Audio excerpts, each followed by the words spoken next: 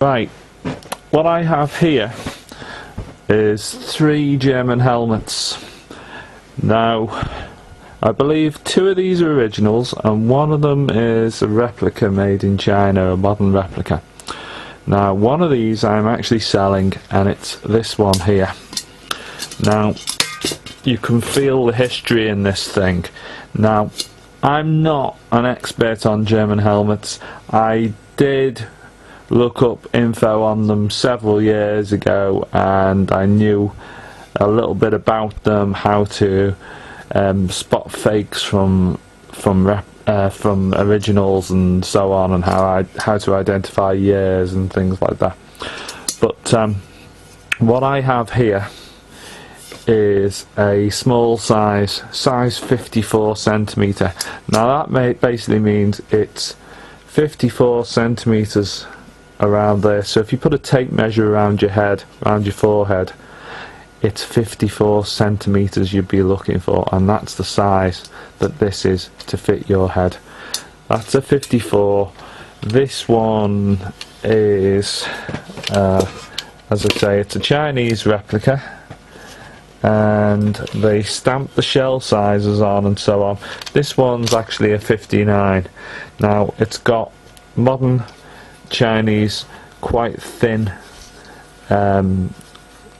supple leather in it. You see they've stamped in 59 on it. They do very good jobs on these replicas quite often. They even put Berlin stamped on them sometimes on the leather straps and things like that. Now, they're very well made, these things. I believe they are actually pressed in the proper German presses, but I'm not certain about this. A friend of mine said he stripped one of these down a few years back. He took the paint off, and when he took it off, he found that they actually ran filler all over to take the imperfections out, because they'd been hammering it by hand in certain locations, and they had to put a skim on the outside in filler and then sand it back by hand, and before they painted them. Now, just trying to slip this covering off the front of here. I should do it properly, but I'm just cheating. Now, you'll notice, well, basically over the war years, the way these helmets were finished varied in quality. So there would be different things, particularly around the rims. In late war years, they didn't even actually put a fold back on this metalwork around the edge to give you a smooth, thick, strong edge. Now, this one here, as I say, is a Chinese replica, and it is folded back, and it's either been machine folded and pressed, or it's been hammered flat down. I suspect it probably has been hammered by hand. There's inconsistencies, but I would say these are quite good, because there's inconsistencies even in the original ones from World War II. They're not all precisely machine folded, everyone looking the same. There are differences. Now, this is a helmet of my own. Now, I have actually put a reproduction Chinese made liner in this and a reproduction strap on this, because what it had on it was a post-war liner in it, which is actually a good thing to have a post-war liner in it, because it means it's either a genuine World War II produced helmet, or one probably produced in Germany just after the war. You see, what they basically did was they sold them, the manufacturers in Germany sold them to other armed forces in Europe after the war, who continued to use that helmet style. I'm not going to go into which ones they were, which countries used them, but they did. There are also Spanish helmets, which were very similar in design, but I've not got the details on those. Yeah, so I've actually sprayed this one up because it came in, well, I painted this one up, it came in a different colouring, possibly like this one here. I think it had a similar colour to that. Someone is going to contact me, I'm sure, and tell me what the CF and the crown means, so that'll tell me which country has been using this helmet. Now, bit of info. This helmet, being a size 54, doesn't really fit many adults these days. So even after the war, for this to be issued out again to an adult in the armed forces in another country is sort of pretty unlikely, but that doesn't mean that it wouldn't have been sold to another country and put in the storage rooms for possible issue out to a soldier. But to find an adult with a size 54 head is probably not going to be a common occurrence. Now, I was actually at a car show at Southport at the weekend, and there was a lad there. He was probably about 12, and he actually could put this on his head. So that's the sort of age group you're looking at in general. So that says to me, this is a Hitler Youth helmet. And as I say, it wouldn't have been produced for an adult, most likely. So I suspect this has been reissued after the war and sold on to another country and it's gone into storage. This is the sort of thing which happened.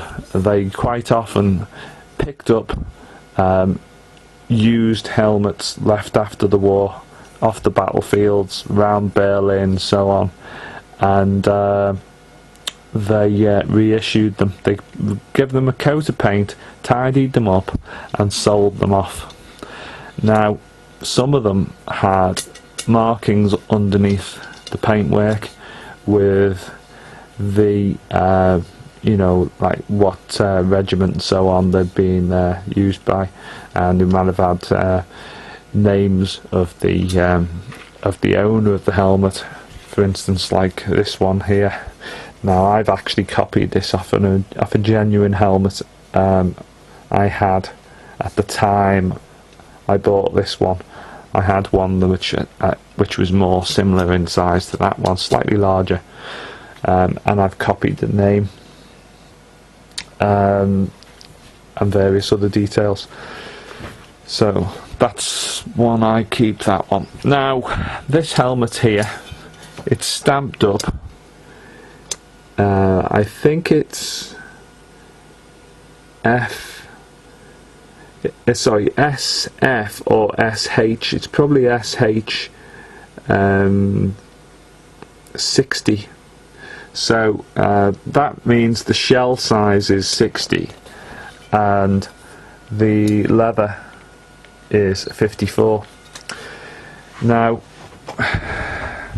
if I zoom in down here, you'll notice this is something that I don't think any of the Chinese do. The rim, where it's folded around the edge here, is quite thin, but when you come round to the front here, it's slightly thicker, and the reason for that is they've actually put in an extra piece of reinforcing steel in the fold. See, so there's actually an extra piece of metal running in that fold there. This probably wouldn't have been visible other than the metal is slightly, on the outer piece of the helmet, is slightly thinner. You can see here, you wouldn't know there was another piece of steel inside there, but in this place it's showing it up. Now, as I say, I don't think you're likely to find that on a Chinese replica. Now, the other thing is, the guy, or the poor lad who's probably been wearing this, looks like he's been shot in the head. It looks like the bullet has gone in the front and come straight out the back, and this has been welded over for resale, so it's been patched up. I'm suspecting this is purely guesswork, obviously, but he's probably popped his head up, got popped in the head, come out the back, then he's probably slumped down, and just to be sure, someone else has popped him in the top, right there. So it's had 2 shots in this helmet. And if we open this up and we look inside, I don't want to mess around too much with the leatherwork, but if we look in there, you can see it's been welded over. The bullet hole in the top's been welded up, and the bullet hole in the front has also been welded over. See that? As it has in the rear. Don't know if I can get a good picture at the rear because it's quite close to that rivet. That would be the point where it's come out. Now, someone's going to say, yeah, but it's not. The shape of the helmet's not dented outwards. Well, obviously it wouldn't be, because someone's going to hammer this back inwards and flat, put a slight dent inwards, and then weld it, infill weld it, and then grind it back. So it's basically had some repair work. So there's a very good chance that a Hitler Youth has been wearing this, maybe protecting Berlin at the end of the war, and he's met his end wearing this thing. Because it's got a post-war liner in it, it gives credence to the fact that it is an old helmet. It's not a Chinese replica. If it had a thin, flimsy liner in it like that, then you'd know straight away it's a modern replica. This ain't. It's also got the repairs done on it. Anyway, I'm putting this on eBay for sale. I may put the link on the video. Thanks for watching.